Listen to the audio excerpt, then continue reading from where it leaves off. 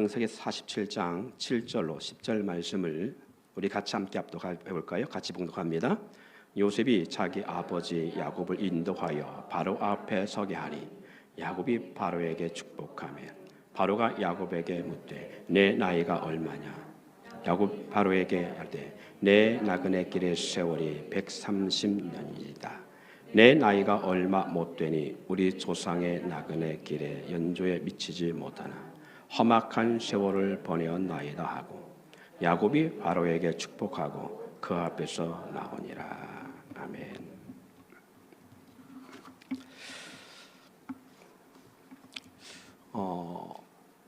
홍수 사건을 직접 경험한 사람이 누구지요? 성경에서? 노아지요. 노아의 가족이 홍수에서 나오고 홍수에서 구원받게 되어지고 그리고 홍수 이후의 시대를 살아가지요. 노아가 성경의 역사에 나오는 족장 시대에 누구 때까지 살았다고 여러분 보시나요? 노아가 누구 때까지 생존했을까요? 제가 연주를 따져보니까요, 아브라함이 태어나서도 노아가 있었어요. 생존했어요. 연주를 이렇게 거슬러 올라보니까. 그러니까 아브라함은 노아를 봤어요. 상당히 오래 살았지요. 예. 그러면 노아와 그 식구들, 그 형제, 그 자녀들도 마찬가지일 거예요. 어떻게 보면 야곱이 지금 여기 말씀 가운데 보면 그런 말씀하고 있잖아요. 내 나이가 130년이라고 하잖아요. 내 나이가 얼마 못 되니 자기 조상들의 삶의 연주에 비하면 너무 짧은 시간을 자기는 아직 살고 있다 그 말이지요. 예. 야곱이 나이가 130세에 그의 아들 요셉이 살아있음을 알게 되어지고 소식을 듣게 되어지고 그로 말미암아 그 아들이 살아있는 것뿐만 아니라 에집트의 총리로 있다는 소식을 그가 접해 듣습니다. 그 이후에 에집트의 파라오가 이 요셉을 통해서 그의 가족이 가나안 땅에 있다는 소식을 듣고 그 요셉을 통해서 그의 모든 부모와 그리고 모든 식솔들을 애굽으로 이주하여서 요셉 총리와 버금가는 총리로서의 그 가족이 받을 만한 대우를 받고 살도록 그렇게 요청하여서 아들 총리는 그 아버지와 그의 모든 형제들을 애굽으로 인도해 옵니다. 그리고 총리는 파라오 앞에 그의 아버지 야곱을 소개하지요. 오늘 본문의 내용의 앞절에 보면 그런 모습이 잘 기록되어 나옵니다. 파라오는 야곱을 보면서 야곱의 나이를 묻습니다. 그리고 그는 파라오에게 자신의 나이가 험악한 세월을 살아왔음을 말하면서 130세라고 말합니다. 여기 본문 이게 말씀 속에 보니까 파라오가 야곱에게 묻지요. 네 나이가 얼마냐? 왜 파라오는 야곱에게 나이를 묻고 있을까요? 많은 묻고 싶은 말이 있을 줄 압니다. 얼마나 부모로서 자식을 잃고 나서 오랜 시간을 그렇게 견디며 살았습니까? 울 수도 있잖아요. 더 많고 많은 질문을 가운데 왜 야곱의 나이를 에집트의 왕은 묻고 있을까? 그리고 왜 야곱은 그냥 130세입니다 하면 되지 굳이 험악한 세월을 살아왔다고 그렇게 고백하고 있을까요? 따라합시다. 험악한 세월을 보내었나이다.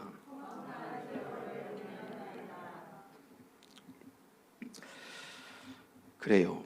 고대 사회생활 풍습은요, 오늘날과는 사뭇 다를 수 있습니다. 추측컨대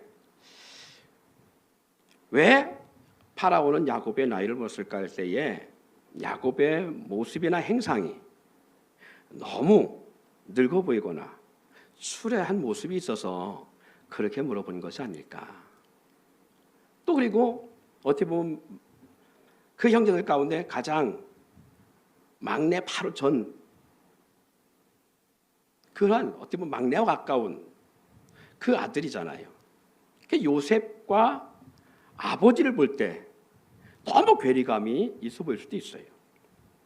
왜냐하면 60이 넘어서 장가를 가고 그리고 4명의 부인을 통해서 자식을 얻는데 베냐민 바로 전에 얻게 된 것이 바로 요셉이거든요. 그러니까 오늘날로 말하면 60이 넘은 할아버지가 손자 같은 아이를 학교를 데려가면서 아들 잘 갔다 와 하고 볼 때 주변의 사람들이 볼 때 할아버지야, 아버지야, 삼촌이야 이렇게 볼 수 있는 어떤 이런 모습이 될 수 있겠죠. 여러분 어떠십니까? 그렇게 볼 수도 있고 어쨌든 이가 야곱의 고백서 보면 험악한 세월을 살았다라고 하는 이 모습 속에서 어떻게 보면 나이에 비해서 야곱은 너무 늙어 보이는 그러한 모습이 비춰졌기 때문에 또 이러한 야곱의 고백이 있지 않을까. 야곱을 보며 우리는 어떤가 한번 돌아보세요. 여러분은 삼자가 나를 볼 때 나이에 비해서 젊게 보는가, 나이에 비해서 더 나이가 많게 보일까? 어때요? 여러분 어떻습니까? 제가 동창회를 갔더니 동창에서 그렇게 얘기했더라고요. 풋풋하고 어릴 때 그런 모습들은 다 사라져 버리고요. 웬 아저씨들만 앉아 있고요. 웬 아줌마들만 앉아 있더라고요. 자기는 뭘로 왜 자기도 그러면서 그런 모습을 보면서 어떤 사람은 어떤 동창은 저보다 한참 선배 같은 모습도 있고요. 이런 걸 보면서 왜 그럴까? 같은 세대를 살았는데 어떤 사람은 나이 비해 젊게 보이는 사람이 있고 어떤 사람은 나이 비해서 더 나이가 들어 보이는 연장자처럼 보이는 그런 사람도 있습니다. 오늘 그 이유가 여기에 야곱의 삶 속에 잘 그려져 나옵니다. 야곱의 인생에 어떤 삶을 살았기에 도대체 그는 파라고 볼 때에 그렇게 나이가 많게 보이고 그리고 취약해 보일 수 있는 그런 모습일까?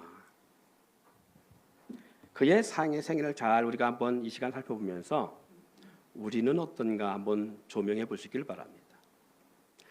그렇게 되는 이유 중에 하나는 그의 유아기의 모습을 빼놓을 수가 없어요. 야곱이 삶에 있어서 험악해 보이는 그런 인생의 주름진 모습의 야곱의 모습 속에는 지난날 그의 영아기, 유아기, 태중에 어떤 있을 때 모습부터 형과의 다툼을 통하여 우리는 미리 예견해 볼 수 있는 것처럼 부족한 영양분을 공급받고 태어날 때부터 또 태중에서부터 그 좁은 공간에 한 사람만 자라야 될 그 공간에서 두 형제가 이미 뱃속에서부터 자리다툼을 하면서 시작됐어요. 형에 밀리고 형에 친 야곱의 그 부족한 삶의 모습을 우리는 엿볼 수가 있습니다. 태중에서부터 어려서부터 에서에게 고통을 당하며 살아온 사람이 바로 야곱이에요. 또 하나는 두 번째는 왜소하고 힘없는 육체의 약함으로 인한 그러한 젊은 청소년기를 보낸 사람이 야곱의 모습입니다. 형에 비해서 의식적으로도 그렇지 않은 상황에서도 늘 위축된 젊은 시절의 삶이 야곱에게 주어졌어요. 늘 형과의 견제 속에서 야곱은 그렇게 살아왔다는 것을 우리는 볼 수 있어요. 오늘 우리가 살아가면서 우리도 항상 누구와 견주고 비교하는 비교식들이 있는 것처럼 그 당시 때의 상황은 우리보다 더 그것이 강했을 거라 봅니다. 그래서 어쨌든 야곱은 청소년기, 젊은 시절을 그 형, 어찌 보면 쌍둥이잖아요. 그럼에도 불구하고 형에게 늘 치이고 비교당하고 그 가운데 사람 구실을 못하는 사람처럼 그렇게 살아온 사람이 야곱의 삶의 과정들입니다. 세 번째는 척박한 환경과 고단하고 과중한 일로 인한 중년의 삶을 그가 보냈다는 겁니다. 가나안은요 그렇게 풍요로운 땅이 아닙니다. 목축업이 가능한 그러한 땅이에요. 젖과 꿀이 흐른다는 의미는 바로 그 안에 그것을 내포하고 있습니다. 그럼에도 불구하고 풍요롭지 못한 환경적 조건을 갖고 있는 그 땅에 어마무시한 족속들이 무려 30부족이 넘는 국가가 넘는 족속들이 그 작은 땅에 포진하고 있다는 사실이죠. 수많은 족속들이 견제 속에 살아갈 수밖에 없는, 어떻게 보면 우리가 살고 있는 이 사회도 그렇지 않나요? 가나안 땅에 현재로 비교해 본다면 이 시대의 서울 같은 모습이 아닐까. 수많은 사람들이 그 좁은 공간에서 정말 살아보려고 부단히 노력하지 않으면 안 돼요. 걸어서는 차지할 수 없고 뛰어야만 되고, 이른 아침부터 동동머리가 뛰어다녀야만 되는 그러한 서울살이 같이 가나안은 수많은 족속들의 견제 속에서 서로 살기 위하여 몸부림치는 그러한 환경의 땅이라는 것입니다. 모든 것이 풍요로운 땅이 아니에요. 그러다 보니까 서로 이 승패의 갈림길에서 내 족속이 적으면 칠 수밖에 없고, 그리고 멸절될 수밖에 없는 것이 가나안 땅의 환경이에요. 그러한 악조건의 환경 속에서 살아가는 것이 바로 야곱의 삶입니다. 풍요롭지 못하다는 얘기는 늘 거친 바람과 그리고 거친 환경 속에 풍요롭지 못한 그러한 물이 없는 건조하고 간조한 땅, 그러한 땅에서 야곱은 살아왔다는 사실이에요. 그러니까 어떻게 했어요? 우리도 어릴 때 놀아봐서 합니다마는 집에 먹을 것이 뭐가 있는 것도 아니고 지금처럼 뭐 그렇게 좋은 환경이 아니잖아요. 늘 바깥에 나가서 바깥에 풀과 나무와 흙과 돌 속에 살아가요. 거기서 놀고 거기서 뒹굴고 거기서 해요. 겨울에는 손이 부러뜨고, 그리고 막 여름에는 온 몸이 막 새크맣게 막 타가지고 이게 도대체 사람인지 짐인지 구분이 안 될 만큼 그렇게 살아온 것이 환경이에요. 그런 자연 환경에 살다 보면 피부가 노화되는 것이 빨리 오지요. 거칠어지지요. 머릿결도 지금 여러분처럼 그렇게 볼 수가 없다 그 말이. 모래바다를 맞으며 뜨거운 태양과 고온 건조한 땅, 그 환경이 그의 피부와 그의 머릿결을 거친 환경으로 만들 수밖에 없는 것, 이것이 가나안 땅의 모습이고 환경의 모습입니다. 그런 중년의 삶을 살고 나서 60이 훨 넘은 나이에 무언가를 이뤄내야 될 그 나이에 부모와 형제를 피하여서 외삼촌 라반의 집에 들어가 도피하는 생활을 샀는데 무려 20년 동안 외삼촌 라반의 집에서 온갖 고생을 다하는 삶을 살았어. 오죽하면 야곱의 고백 속에 외삼촌에게 이런 말을 해요. 불철주야, 낮에도 밤에도 잠을 자지 못하고 부릅뜨고 외삼촌의 양떼를 돌보았나이다. 외삼촌 양떼 사업을 위해서 그렇게 불철주야 야곱은 60이 넘은 80이 넘는 나이까지 그렇게 살아간 사람이에요. 그리고 어떻게 보면 자신을 꾸미고 자신을 돌아볼 수 없는 나이를 산 사람이 바로 야곱이에요. 좀 그러면 적어도 뭔가 대우를 해줬어야 되는데 외삼촌 라반은 전혀 그게 없었잖아요. 그렇게 불철주야 고생했어도 외삼촌 라반은 자기의 사업을 불리는 야곱에게 무언가 좀 이렇게 보상해 준 것이 아니라 그렇지 않은 외삼촌의 그 모습을 볼 수 있습니다. 여러분, 환경만이 사람을 그렇게 빨리 늙게 만드는 것이 아니라 그의 삶의 심리도 영향을 미칩니다. 가정을 꾸린 후에 살아가는 요셉을 잃고 22년의 세월을 보낸 사람이 바로 야곱이에요. 가장 사랑하는 아내도 가장 사랑하는 자식도 잃고 그렇게 노년의 삶을 살아온 사람, 가슴에 모든 사랑을 그 사랑의 아픔을 품고 가장 평안해야 될 안정해야 될 그 나이에 야곱은 가장 심리적인 비참함의 역사를 갖고 사는 사람입니다. 풍요롭지 못한 생활의 문제와 고온 건조한 환경, 무리한 직업적 삶과 또 그리고 자녀의 다툼 속에서 사랑하는 이를 잃은 슬픔의 세월을 야곱은 그렇게 살다가 누굴 만났다고요? 파라오를 만났습니다. 여러분은 어떤 세월을 살아왔어요? 그리고 어떤 세월을 살아가고 있는지요? 얼마나 많은 시련과 고난의 시간들을 보내왔고 또 보내고 있는지, 그리고 그런 시간의 세월을 살아오면서 또 살아가면서 우리는 무엇을 이루며 무엇을 남겼을까요? 야곱은 고백합니다. 나그네 길 130년의 세월을 살았다고. 130년의 세월을 살아온 야곱은 보다 훨씬 짧은 세월을 살아가는 우리의 모습과 다를까 같을까? 지금 올해 나이가 70이신 분들은 야곱보다 훨씬 적은 인생을 살아가고 있는 것이고요.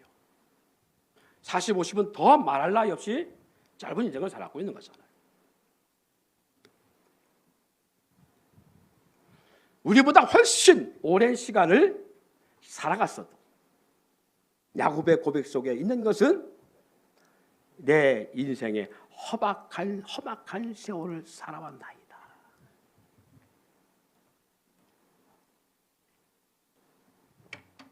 분명한 것 하나는요, 길게 산다고 해서, 장수한다고 해서 손에 쥘 수 있는 것이 있다 없다?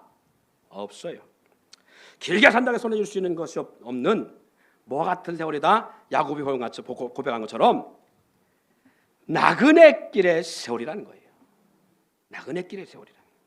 무엇인가 손에 쥐고 싶어서 태중에서부터 자리 싸움을 하고 형과의 비교 속에서 자신의 부족한 삶, 비교할 수 없는 형과의 비교 속에서 위축된 삶, 그런 삶을 살며 정정당당하게 이룰 수 없기에, 그리고 취할 수 없기에, 무언가 만져낼 수 없기에, 차지할 수 없기에 사기라도 쳐서 거짓말이라도 속여서라도 살아보려고 그렇게 아기도 아프며 살아왔지만 그 인생 속에서 취한 것이 있다 없다? 없다라는 거예요.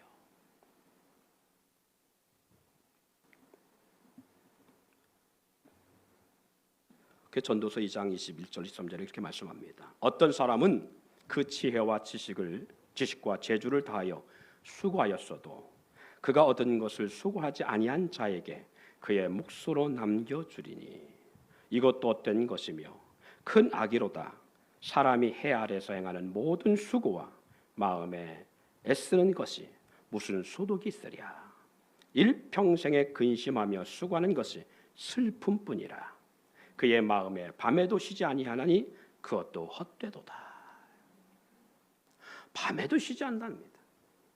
아마 야곱의 삶이 그렇지 않을까. 불철주야라고 하는 속에는 많은 인생의 그러한 고통과 어려움을 담고 있는 그러한 내용이 있지 않습니까? 지금 여기도 그러잖아요. 그 마음에 밤에도 쉬지 못하는 그런 수고의 삶을 살았는데 그의 수고하여 남은 것이 뭐뿐이라? 슬픔뿐이라는 거예요. 외삼촌 라반이 형보다 더한 인간으로 수없이 야곱을 사기치고 자기가 형에게나 주변 사람에게 했던 것보다 더 큰 사기를 당한 사람이 바로 야곱이지요. 수많은 시간 연과 달을 보내면서도 제대로 싹도 받지 못하는 10번씩이나 싹을 어겼던 외삼촌의 모습을 보면 야곱이 그렇게 몸부림치며 형을 속여가면서 아버지를 속여가면서 취하려고 해도 얻지 못했던 것, 야곱은 외삼촌에게 그런 일을 동일하게 당하는데 자기가 한 것보다 더 큰 일들을 당하고 더 큰 속임을 당하고 더 큰 사기를 당하고 더 그렇게 노력했음에도 불구하고 기업주인 라반은 야곱에게 그 어떤 것도 공짜로 준 적이 없고요, 또 인간답게 대우를 해준 것이 없어요. 오히려 야곱의 노동력과 임금을 착 차는 삶으로 그렇게 야곱의 삶이 이어졌던 걸 볼 수 있습니다. 더욱이요, 독립하여 가정을 꾸리고 가나안 땅에 돌아와 살지만 자녀들과 그리고 부인들의 시기와 질투, 편가르기, 이러한 싸움이 끊임없이 야곱의 가정 속에 일어나요. 사랑하는 자녀를 잃고 그런 아픔을 가슴에 품고 살아가는 뿐만 아니라 그가 하나밖에 없는 외동딸 디나가 수치와 모욕을 당하 그 자녀들이 자기의 첩들과 어떻게 보면 후처들과 잠자리가 이어지고 하는 이러한 어떻게 보면 추악한 아들의 사건들, 그 사건들을 아버지인 그가 바라보면서 그의 가족 구성원 공동체가 얼마나 엉망진창인가를 볼 수 있어요. 콩가루 집안도 이런 콩가루 집안이 없어요. 가정을 꾸민다는 것, 가족을 만든다는 것은 서로 합력하여 사랑함으로 서로 위로하고 서로 돌보고 서로 힘이 되고 서로 협력하기 위해서 하는 것들이. 그런데 지금 야곱의 가정은 그게 아니에요. 서로 물고 뜯는 그러한 가정이에요. 서로 법을 짓고 자기 이익을 위하여서 형제를 죽이고자 하는 그런 득심함이 있는 가정. 이런 걸 보면 부모라 할지라도 자식을 온전히 키울 수가 없다는 사실을 알 수 있어요. 전도서 5장 14절 17절에 그의 재물이 재난을 당할 때에 없어지나니 비록 아들은 낳았으나 그 손에 아무것도 없으니라. 그가 모태에서 벌거벗고 나왔은즉 그가 나온 대로 돌아가고 수고하여 얻은 것을 아무것도 자기 손에 가지고 가지 못하리니 이것도 큰 불행이라. 어떻게 왔든지 그대로 가리니 바람을 잡는 수고가 그에게 무엇이 유익하랴. 일평생을 어두운 데서 먹으며 많은 근심과 질병과 분노가 그에게 있느니라. 그 어느 것 하나 자신이 지킨다고 해서 그리고 자신이 지키고자 수고하고 애쓰고 노력한다고 해서 그 어떤 모사의 방법을 통해서 그것을 이루려고 노력한다 할지라도 지키지 못한 것뿐인 것이 야곱의 모습입니다. 그리고 아무것도 이룰 수 없던 세월들만이 그에게 자신의 인생의 130년의 연조의 나이테를 장식하고 있다는 사실입니다. 전도서 1장 2절로 4절에 전도자가 이르되 헛되고 헛되며 헛되고 했더니 모든 것이 헛되도다. 해 아래서 수고하는 모든 수고가 사람에게 무엇이 유익한가. 한 세대는 가고 한 세대는 오되 땅은 영원히 있도다. 사랑하는 성도 여러분, 이것이 우리 인생의 모습입니다. 50년을 살다가 한들 손에 쥐거나 이런 것이 있다고요? 70년, 80년 살아보니까 좀 납니까? 아니요.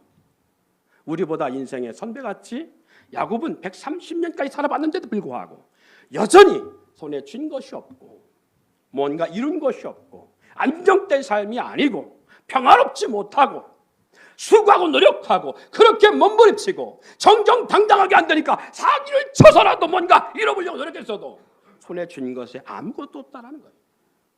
그래서 전도서 기자가 오늘 우리 인생을 사는 우리에게 하신 말씀이 헛되고 헛되고 헛되고 헛되니 모든 것이 있다는 거예요. 마치 바람을 잡는 것 같이 질 수 없는 삶이라는 것을 말합니다. 전도서 5장 10절로 11절 은을 사랑하는 자는 은으로 만족하지 못하고 풍요를 사랑하는 자는 소득으로 만족하지 아니하나니 이것도 헛되도다. 재산이 많아지면 먹는 자들도 많아지다니 그 소유주들은 눈으로 보는 것 외에는 무엇이 유익하랴.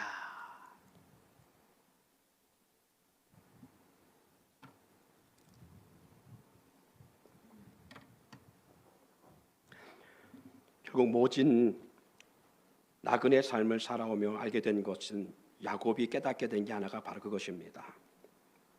자신의 130년을 돌아볼진데 모진 세월을 살아오면서 그가 깨닫게 된 게 뭐냐? 내 힘으로 안 된다는 거예요. 내 능력으로 안 된다는 거예요. 하나님이 해주시지 않으면 자신의 힘으로는 불가능한 일이라는 사실. 엉망진창, 가족애가 없는, 이미 가정에서부터 살벌한 그러한 다툼과 질수 없는 모습들, 그리고 아픔들을 야곱의 가문 속에 나타나고 있는데, 저는 이걸 보면서 깨닫게 된 게 있어요. 그렇게 엉망진창 같은 가족, 구성원이라 할지라도, 그렇게 서로 이복 형제들끼리 다투며 시기와 질투 때문에 죽이고자 하는 그러한 특심함이 있어서도 하나님이 세우니까 12지파가 될 수 있다는 거예요. 그걸 야곱이 할 수 있었겠어요? 아니요. 하나님이 하신 겁니다. 하나님이야. 여러분 가정도 마찬가지입니다. 우리 인생 마찬가지예요. 전도서 5장 19절에 또 어떤 사람에게든지 하나님이 재물과 부유를 그에게 주사 능히 누리게 하시며 제 몫을 받아 수고함으로 즐거워하게 하신 것은 하나님의 선물이라. 여러분, 우리의 삶에 주어지는 것들이 다 누구의 선물이라고요? 하나님의 선물이라는 것입니다. 내 능력으로요? 아니요. 우리 다음 세대들 여기 있습니다마는 저도 그랬어요. 항상 두 가지 마음이 있었어요. 뭔가 이뤄낼 수 있을 것이다. 나는 우리 부모 같지 않게, 우리 선배들 같지 않게, 인생을 앞에 산 저들보다 나는 뭔가 이루리라. 또 한 가지는 내 현재 주어진 환경, 그 어릴 때 그 환경을 바라봤을 때에 이룰 수 있는 환경이 전혀 아니었어요. 그래서 또 한 가지 생각은 과연 그게 될까? 그거였어요.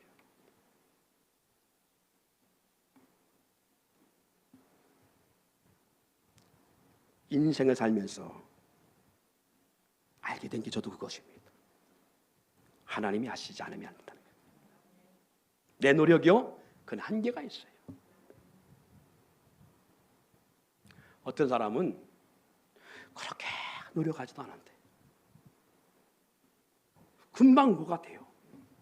어떤 사람은 부단히 노력했는데 잘 안 돼요. 같은 시험을 봐도 어떤 사람은 한 번에 붙고 어떤 사람은 3번, 4번에 붙고 잘 안 돼요. 그냥 알게 된 게 하나님이 하셔야 된다. 그럼 내가 잘 되려면 내가 노력하는 것보다 더 중요한 게 있어요. 하나님을 잡는 것, 하나님을 놓지 않는 것, 하나님이 기뻐하신 일을 하는 것, 하나님 마음에 들어있기만 하면 하나님이 하신다. 여기 지금 읽은 말씀 속에잖아요. 하나님이 재물과 부유를 그에게 주신다고요. 능히 주어서 누리게 하시며 그 재물, 그 몫을 받아 수고함으로 즐거워하게 할 수 있는 것, 그것이 하나님의 선물이라는 거예요. 야곱이 그렇게 노력했고 20년 동안 그렇게 노력하며 무언가 늘려보려고 했어도 안 됐어요. 근데 누가? 하나님이 야곱을 복 주시니까 그 베델에서 형의 눈치를 피하여 부모의 품을 떠나서 베델에서 외삼촌 라반의 집으로 도망갈 때, 그곳에서 유숙할 때에 그날 밤에 나타나신 하나님이 야곱에게 약속한 것이 내가 이 땅에 거부가 되어 돌아오기까지 내가 너를 떠나지 않으리라. 외삼촌 라반은 10번씩이나 싹쓸어기 그렇게 악동업자처럼 야곱을 괴롭히고 야곱의 것을 독취했지만 하나님은 야곱에게 사업의 길을 여심으로, 외삼촌이 그렇게 뺏어가서도 하나님이 야곱의 삶을 보호하심으로, 그렇게 자녀들이 엉망진창이어도 하나님이 그 가정을 보호하심으로 그 가정이, 그 가문이 이스라엘이 됐다는 사실입니다. 여러분, 우리의 능력은 한계가 있습니다. 힘든 삶을 통해 어려움 가운데 수없이 경험한 하나님을 경험했기에 감히 야곱은 이러한 파라오 면전 앞에서 일개 족장이, 그 늙은 노인이 애굽에 날아나가는 지중해 연안을 다스려 통치하시는 오늘날만한 미국의 대통령 같은 그만한 권세의 왕 앞에서 야곱이 아들인 총리의 아버지, 그게 뭐 중요합니까? 수많은 대신과 권세자들 앞에서 지중해 연을 다스리는 왕권을 소유한 그 에기프트의 파라오 앞에서 야곱이 뭘 하고 있더라고요? 한번 여기 말씀 7절에 보겠습니다.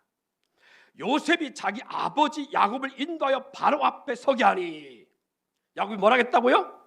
야곱이 바로에게 축복하매. 축복을 누가 더 많이 받았어요? 그냥 땅에 있는 복을 생각한다면 누가 더 많이 받았어요? 그럼 파라오가 해야 되는 거예요? 야곱이 해야 되는 거예요? 예? 졸다가 깬 사람은 야곱이라고 할 겁니다. 아니, 파라오라고 할 겁니다. 자 보세요. 파라오가 축복해야 되는 거예요? 야곱이 축복해야 되는 거예요? 그렇죠. 파라오가 총리 아버지가 왔으니까 내가 당신을 축복하리다 해야 되는데 지금 누가 하고 있다고요? 야곱이 하고 있다 그 말이에요. 전세 살려 들어온 그 의리 삐까뻔쩍한 그 쥐야 집에 사는 주인 앞에 놓고 그 집에 전세들 살려 들어온 그 사람이 그 주인을 축복하고 있다. 말이 되냐 그 말이에요. 근데 지금 이 상황이 바로 그런 상황이.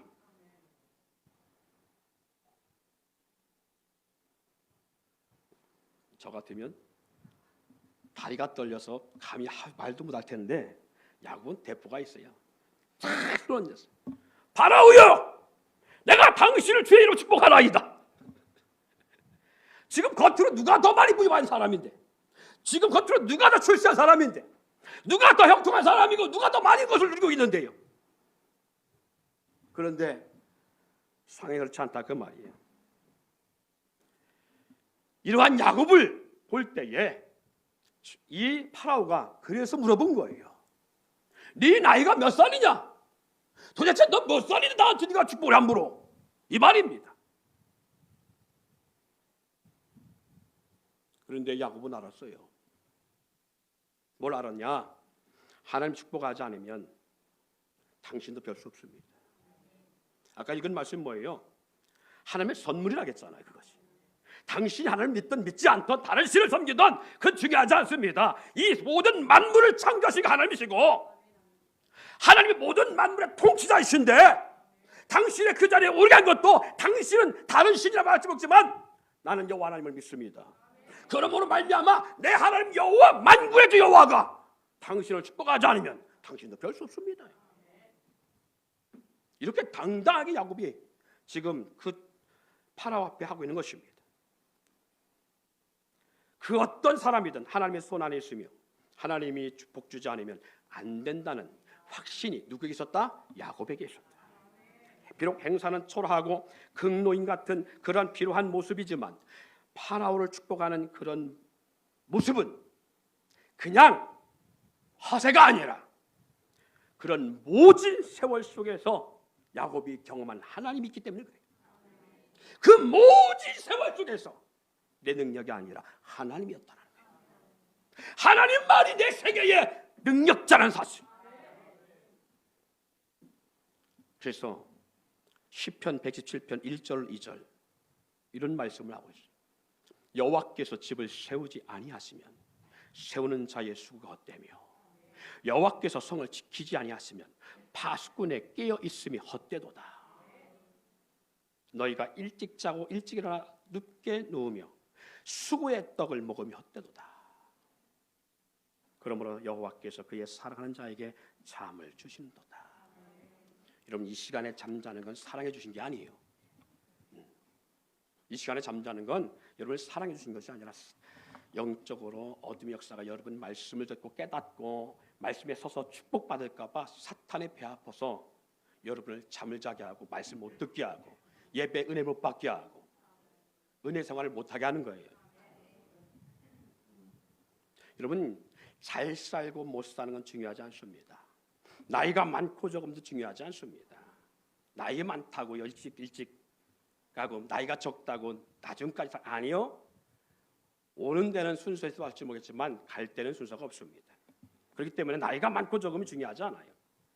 나이에 비하여 젊게 보고 나이에 비해서 많게 보는 게 중요하지 않아요. 현재 물질을 손에 쥐고 있느냐 아니냐 그게 중요한 것이 아니에요. 출세를 했던 안 했던 게 중요한 것이 아니에요. 현재 내 삶이 평안한가 고통스러운가 그게 중요한 것이 아니에요. 정말 중요한 것은 매 순간 어디 있든지 살아계신 하나님을 경험하는 게 중요한 거예요. 그게 있어야 됩니다. 그 하나님의 살아계심을 경험하지 못한다는 것은 아무리 부유한들 하나님이 하루아침에 촛불 끄듯이 꺼트려 버리면 네가 쌓은 모든 낚시 다 타인에게 주어지나니. 그래서 욥기서 23장 10절에 그러나 내가 가는 길을 그가 아시나니 그가 나를 단련한 후에 내가 순금같이 되어 나오리라.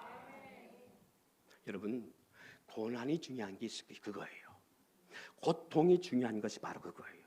어려운 환경과 사건들이 중요한 게 바로 그거예요. 그런 것을 통해서 내가 누굴 만날 수 있다? 하나님을 만날 수 있고 하나님을 경험할 수 있고 하나님의 손을 놓지 아니하고 하나님과 날마다 썸씽을 경험할 수 있다는 거. 시편 119편 71절에 고난 당하는 것이 내게 유익이라 이로 말미암아 내가 주의 율례를 배우게 되었나이다. 고난 속에 하나님을 경험하는 삶이라면 그것이 가장 큰 축복입니다. 한평생을 살면서도요 주님을 만나지 못하고 주님과 썸씽이 이루지 못하는 인생들이 얼마나 많은데 그들이 불쌍한 거예요. 그들이 왜? 그 하나님을 알지 못하니까.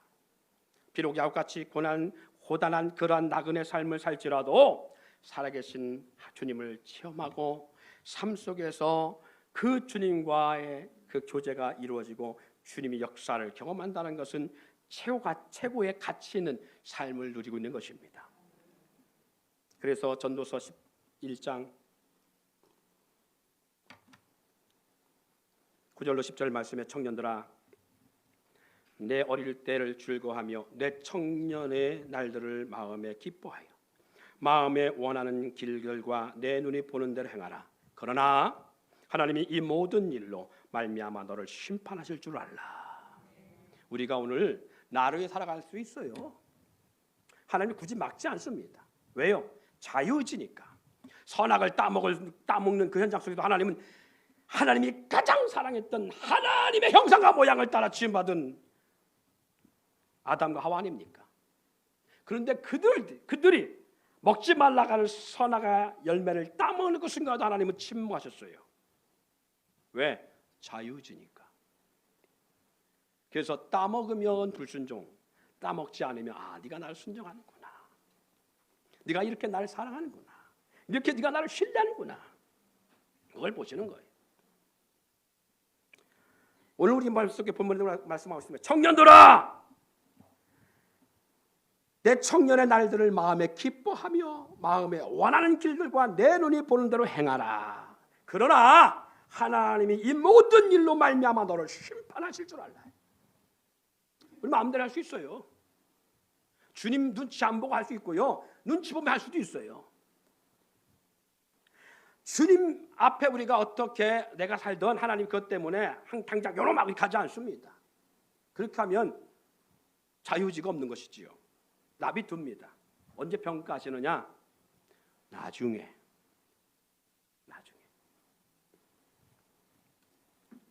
그런즉 근심이 내 마음에 떠나지 않게 하며 악이 내 몸에서 물러가게 하라. 어릴 때와 검은 머리의 시절이 다 헛되나니. 할렐루야. 어릴 때와 검은 머리의 시절이 헛되다는 거예요. 금방 갑니다. 마지막 전도서 22장 1절 2절을 너는 청년의 때 너희 창조자를 기억하라. 곧 곤고한 날이 이르기 전에 나는 아무 낙이 없다 할 해들이 가깝기 전에 해와 빛과 달과 별들이 어둡기 전에 비 뒤에 구름이 다시 일어나기 전에 그리하라. 여러분, 해와 달이 어둡게 되어지는 것은 마지막인 날인데 오늘날도 해와 달과 빛들이 어두워질 때가 있습니다. 그것은 노년의 때예요. 그래서 라식 수술하는 거 아니에요, 그죠? 예.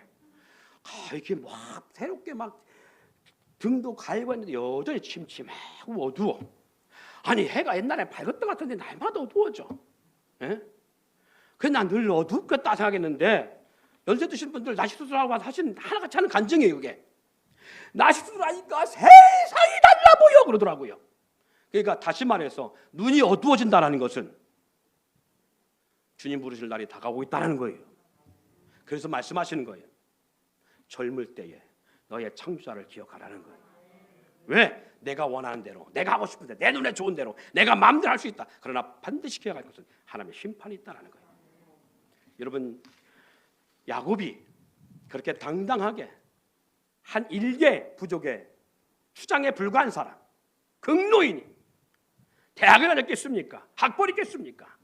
그럼에도 불구하고 초야에 묻혀 살던 사람 같은 사람이 감히 파라오 앞에 축복할 수 있다는 것, 그것은 야곱의 생애의 고난의 삶이지만 얻은 것이 없고 취한 것이 없는 130년의 험한 삶을 살아왔지만 그가 하나 분명한 것은 하나님은 살아계시다.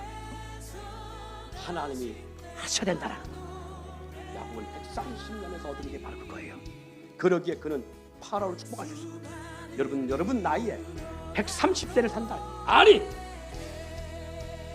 내일 대통령이 여러분을 불러서 청와대 입성에 들어간다. 감히 대통령을 축복할 수 있는 하나님의 이름으로, 예수의 이름으로 축복할 수 있는 그런 주님, 살아계신 주님,